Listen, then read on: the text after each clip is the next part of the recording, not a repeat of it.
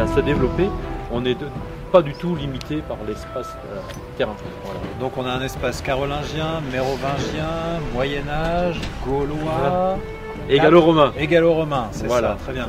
Donc vous comptez attirer du monde, l'objectif c'est quoi? C'est d'avoir une activité estivale et de faire revivre les alentours bien évidemment, avant de mettre ce village en forme, etc., donc il a fallu bien sûr faire des études financières et des études de marketing. Vous ne pouvez pas se lancer dans un tel projet avec un investissement de cette importance de 4 millions d'euros sans avoir des certitudes sur l'exploitation. Donc pour être à l'équilibre sur ce projet en fonctionnement, on doit être à 30 000 visiteurs. 30-35 000 visiteurs. Donc chose qui est tout à fait atteignable puisque si on prend le château fort de Sedan, je pense qu'ils sont à plus de 50 000 visiteurs, et puis le parc Argonne sont à 45 000 visiteurs. Donc c'est tout à fait jouable à venir sur nos différentes manifestations, par rotation bien évidemment. Alors pour en revenir au festival médiéval de Sedan, j'avais donc à cette occasion rencontré le maire de Sedan et M. Herbillon, et qui était tout à fait d'accord qu'on mette en place un partenariat. Vous pensez bien qu'avant de se lancer dans ce grand chantier, il a bien sûr il a fallu monter tous les supports financiers pour pouvoir supporter le coût, bien au niveau d'une commune de 350 habitants quand même, hein, où quand même les moyens sont quand même limités, et donc il a fallu bien sûr persuader tous les financeurs. Et on là aussi le four à pain, le bâtiment. C'est compliqué de fabriquer tout ça? Comment ça se passe? Bon, au début un peu, mais sinon ça va. C'est quoi votre journée au quotidien? Vous faites quoi ici? Ben, la menuiserie, donc les tonneaux et puis les morceaux. C'est pas trop dur là, dans le froid comme ça. Un peu. Et sur d'autres secteurs aussi, c'est ça? Seulement Ah oui, parce qu'au début quand on est arrivé, moi j'ai fait de la maçonnerie donc à la pro. Vous savez tout faire. En gros, Vous êtes là pour apprendre? Ah oui, je suis là pour apprendre. Ouais, d'accord. Pareil, comme tout le monde. Vous apprenez un métier? Oui. Quel métier? Tout. Bâtiment. Alors ce qui est intéressant aussi, c'est qu'il explique, c'est qu'ils apprennent aussi des métiers anciens. Donc là, ils vont partir bientôt en formation. Vous allez où? À Limoges, pour apprendre, on va aller faire une formation de chaume. Poser le chaume sur quelque chose. Donc on va faire également des tours, comme on dit dans les appels en césio. Donc c'est pas tout le monde qui cette phrase pour faire les tours en césio. Donc c'est en définitive, c'est des tours avec du schiste, de plaques de schiste brut, argile et ardoise brute, qui vont recouvrir les tours. Et d'ailleurs dans les Ardennes, dans certains villages, on a encore des tours en césio, comme à Rimoy par exemple. De travailler sur ce parc. Tout. Le four à pain, donc les montées sont conduits en pierre sèche et argile. Si on regarde la forge, montée uniquement en schiste et avec la chaux et du ciment. Avec du ciment avec de la chaux. Et puis donc l'autre bâtiment de la laine, ce qu'on pourra voir, c'est un mélange de pierre et de schiste. Et donc tous ces différentes façons de faire la maçonnerie, c'est ce qui existait donc à l'époque médiévale. On va parler de toutes ces techniques de construction.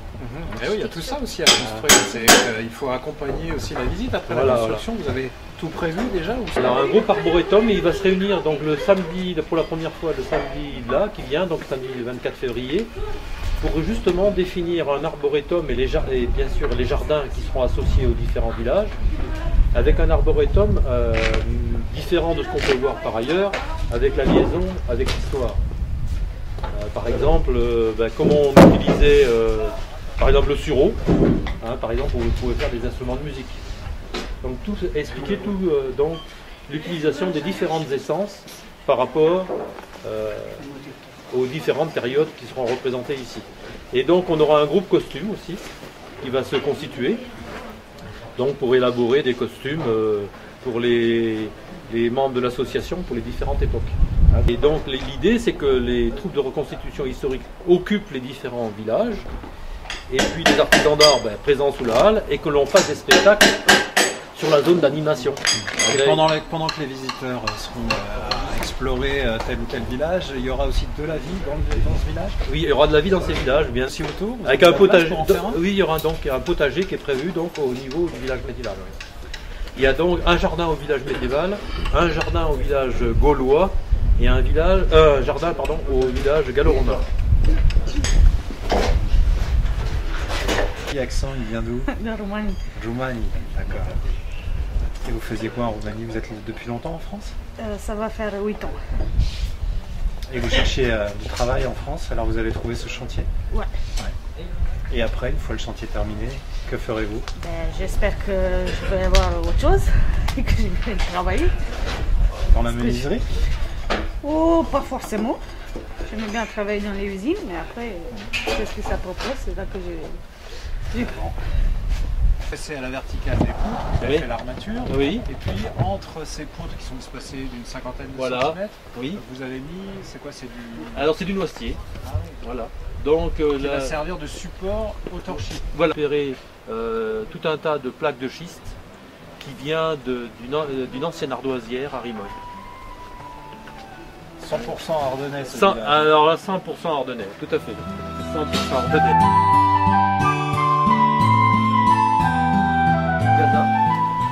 Donc justement, où on pourra commercialiser le pain. À l'époque médiévale, on a des poutres donc, qui sont équarries sur les 4 champs. Par contre, bien évidemment, à l'époque gauloise, on va trouver des armatures en poteaux bruts. Hein. Donc là, on va pouvoir voir l'évolution des constructions au travers des âges. On voit là-bas sur l'autre village. Alors là-bas, c'est lequel celui-ci? Ça, c'est la chapelle carolingienne. Ah oui, celui-là qui est donc en poteau d'arbre. En tronc d'arbre, voilà, tout à fait. C'est présenté une fois que ça sera fini. Et vivre, voilà. Ici, composé d'experts, des archéologues, des historiens. Et il y a bien sûr des passionnés d'archéologie qui envisagent de faire des fouilles à l'emplacement de l'ancienne ferme. Donc votre village avec sa place ici. Ah, tout à fait, complètement.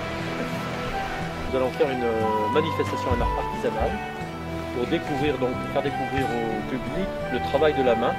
C'est surtout ça qui nous intéresse, c'est que les artisans démontrent un peu leur savoir-faire et on aura 31 métiers de représentés.